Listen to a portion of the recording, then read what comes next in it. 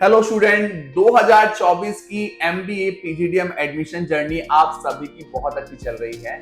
आज हमारे साथ हैं राज रंजन, जो कि हैं पटना से और जिन्होंने इस साल एक बहुत ही अच्छे कॉलेज में अपना पीजीडीएम में एडमिशन लिया है।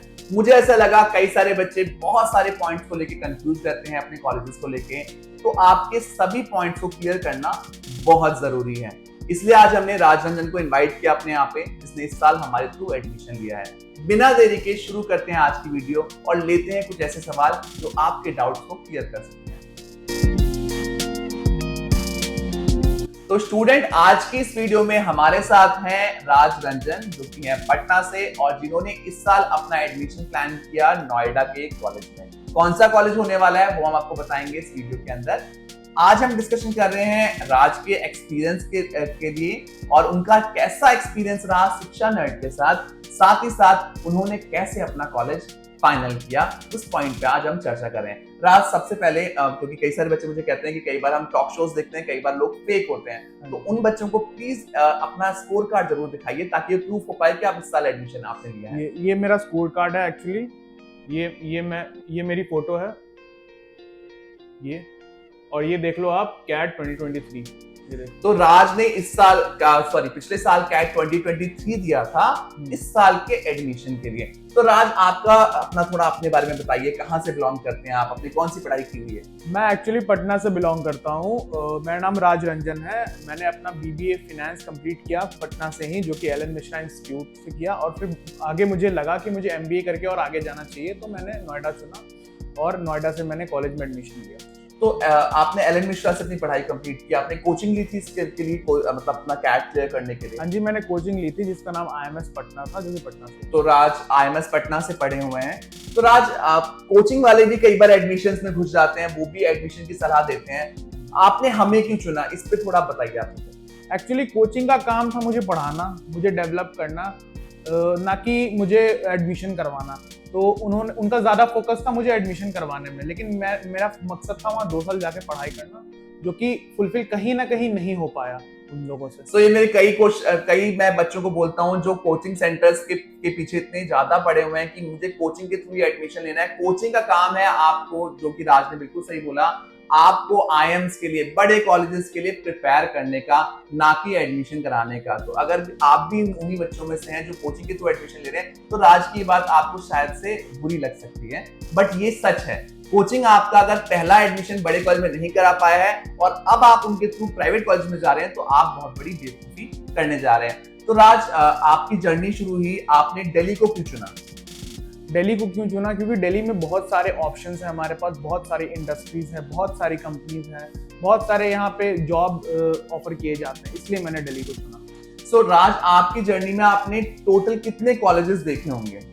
मैंने टोटल 5 to 6 कॉलेजेस देखे, जिसमें मुझे एशियन नोएडा काफी बेस्ट लगा, काफी ROI उसकी अच्छी है, इसलिए मैंने वहां से जाना समझा। तो राज का क्योंकि बजट था, मैं हर बच्चे से कहता हूँ क्योंकि हमें अपने बजट के अकॉर्डिंग चलना है, बिकॉज मार्केट में तो बहुत सारे कॉलेजेस हैं, बिकॉज इनका स्कोर इतना अच्छा नहीं था, ये प्राइवेट कॉलेज का विकल्प देख रहे थे। तो प्राइवेट कॉलेज में तो यहाँ पे बहुत सारे कॉलेज हैं और जब तक मुझे आपका बजट पता नहीं होगा तब तक हम आपको कॉलेजेस पिच नहीं कर पाते, because at the end of the day her college का फी स्ट्रक्चर बहुत ऊंचा नीचे है, उसी के हिसाब से उन कॉलेजेस की सर्विस है। तो राज ने यहाँ पे फाइनलाइज किया एशियन बिजनेस स्कूल, जो कि नोएडा में है। तो राज, अपना थोड़ा एक्सपीरियंस शेयर कीजिए, आपकी जर्नी कैसी रही एशियन तक जाने की, हमारा कैसा एक्सपीरियंस रहा, कैसे एशियन तक जाने की मेरी जर्नी काफी अच्छी रही। मैं आया नोएडा, मैंने काफी अच्छे से रिसर्च करा कॉलेज जाकर मैंने देखा, वहाँ की टीचर्स से बात की, स्टूडेंट से बात करे, तो मुझे काफी अच्छा लगा, तो मैंने वहाँ एडमिशन लिया। तो राज, आपको हमने फॉर्म भराया था एशियन का, आपने इंटरव्यू भी ऑनलाइन दिया था उस टाइम पे, ऑनलाइन इन्होंने इंटरव्यू दिया था पटना से। क्या कभी हमने आपको फोर्स किया कि आप वहीं से फीस डाल दो, आप यहाँ विजिट मत करो? आप उन बच्चों को क्या संदेश देना चाहेंगे जो घर बैठे फीस डाल देते हैं? नहीं, मैं कभी रिकमेंड नहीं करूंगा कि आप घर बैठे फीस डालो। मैं एक बार आपको बोलूंगा कि आप एक बार कॉलेज विजिट करें, अच्छे से कॉलेज को देखें, कॉलेज में क्या है नहीं है, आपके लिए सुटेबल है या नहीं है, उसके बाद आप अपना डिसीजन लें। तो मैं अपने हर बच्चे को जरूर कहता हूं जो मेरे से बात भी करते हैं फोन पे और हम कई बार 1-on-1 काउंसलिंग में भी जरूर कहते हैं, जब भी आप कोई कॉलेज का फॉर्म भरें तो वहां विजिट जरूर करें और विजिट करने के बाद अपना मन बनाएं कि मुझे यहाँ पढ़ना है या नहीं पढ़ना है, जो कि मैंने राज को भी कहा था उनकी जर्नी में कि हम आपको कभी नहीं कहेंगे कि आप घर बैठे फीस डाल दो, जो कि कई सारे लोग कहते हैं कि आप जल्दी से डाल दो, सीट खत्म होने वाली है, 2 दिन बचे हैं, 1 दिन बचे हैं। Because at the end of the day Raj आपका डिसीजन लाइफ लॉन्ग रहने वाला है आपका, आप दोबारा मुड़ के दोबारा एमबीए पीजीडीएम नहीं करने वाले हैं। तो राज आपने एडमिशन लिया, एडमिशन लेने के बाद अभी आप लोन की प्रक्रिया आपने शुरू करी अपनी। कई सारे बच्चे हमारे साथ लोन के लिए पूछते हैं, तो आपको लोन का कैसा रहा आपका, आप कैसी जर्नी रही आपकी लोन? एक्चुअली मेरे को लोन लेना था पूरा 8 लाख का, तो मैंने सोचा कि मैं पहले 4 लाख ले लूंगा डीआरसी से, उसके बाद 4 लाख ले लूंगा बैंक से। तो जिन लोगों को नहीं पता है, राज पटना से बिलोंग करते हैं, तो राज पटना में बिहार गवर्नमेंट की डीआरसीसी स्कीम के बारे में बात कर रहे हैं, जिसमें 4% की दर पे 4 लाख का लोन मिलता है। बट राज ने बैंकों से भी पता किया, तो उससे मुझे लगा कि जनरल बच्चों को बैंक का थोड़ा बता दीजिए, बैंक का प्रोसेस क्या रहता है? बैंक का प्रोसेस कुछ भी नहीं होता है, एक ऑनलाइन पोर्टल होता है, उस पर जाके आपको अप्लाई करके सारे वो पोर्टल होगा विद्यालक्ष्मी पोर्टल। हाँ जी, तो उस पे आप जाकर कर सकते हैं अप्लाई, और उसके बाद फिर आप बैंक वाले आपको खुद कॉल कर लेंगे, उसके बाद आप जाओगे वहाँ, अपना वेरिफिकेशन कंप्लीट करोगे, उसके बाद आपको लोन मिल जाएगा 10 to 15 डेज में, विद इन 10 to 15। आपका डॉक्यूमेंटेशन पूरा कंप्लीट होना चाहिए। जिन लोगों को लोन के लिए कोई भी क्वेरी है, वो स्क्रीन पे दिए गए नंबर पे हमसे कांटेक्ट करके बात कर सकते हैं। डॉक्यूमेंट आपको हम समझा देंगे कौन कौन से होने जरूरी है। तो राज, आपका लोन का प्रोसेस आपने शुरू किया, आपने लोन ले लिया है। अब आप इन बच्चों को क्या संदेश देना चाहेंगे जो कि घर बैठे कई सारे बच्चों से बात कर रहे हैं? बिकॉज मुझे ऐसे बच्चों से बहुत प्रॉब्लम होती है, बिकॉज होता है कि काउंसलिंग हम कर देते हैं, समझा हम सब कुछ देते हैं, बट ये बच्चे बहुत चीजें ऑनलाइन ढूंढना शुरू कर देते हैं। तो क्या किसी बच्चे पे ट्रस्ट करके कॉलेज को अच्छा है बुरा समझना सही है या नहीं? क्योंकि आपने खुद विजिट किया कैंपस, उस पर आप क्या रोशनी डालेंगे?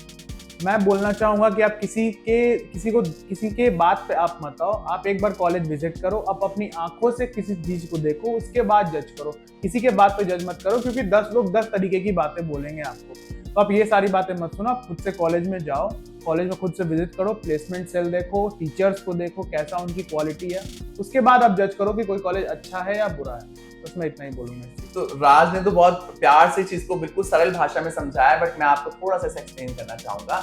जब आप कॉलेजेस सर्च करते हैं तो उस जर्नी में आप बहुत सारी चीजों को देख रहे होते हैं, तो कहीं ना कहीं कंफ्यूजन होता है, क्योंकि आपने ग्रेजुएशन मजे से करी है, अब आपको पोस्ट ग्रेड करनी है, ये आपकी आखिरी पढ़ाई है, परिवार का बहुत पैसा लगने वाला है, तो कहीं ना कहीं आपके मन पे प्रेशर होता है कि मैं अपना डिसीजन सही ले रहा हूँ या नहीं ले रहा हूँ। और इसी जर्नी में आप इतने लोगों से बात करना शुरू कर देते हो जो आपको उल्टी सीधे रिव्यूज देना शुरू कर देते हैं। तो देखिए बच्चों, जब आप बहुत लोगों से बात करते हैं तो आपको कंफ्यूजन ही मिलेगा। अगर आप स्टूडेंट्स की बात करें, एक क्लास में 3 तरह का बच्चा होता है। एक तो होता है बिल्कुल ही नॉर्मल बच्चा क्लास का, एक होता है एवरेज बच्चा, और एक होता है उस क्लास का धुरंधर बच्चा। अब आपकी किस्मत पे डिपेंड करता है कि आप किस बच्चे से रिव्यू ले रहे हो, और तीनों बच्चों का रिव्यू बिल्कुल अलग अलग जाएगा। आप उनके रिव्यू के बेस पे अपनी जर्नी, अपना सफर नहीं जज कर सकते हैं, है ना? तो ये आपको बात ध्यान में रखनी बहुत जरूरी है।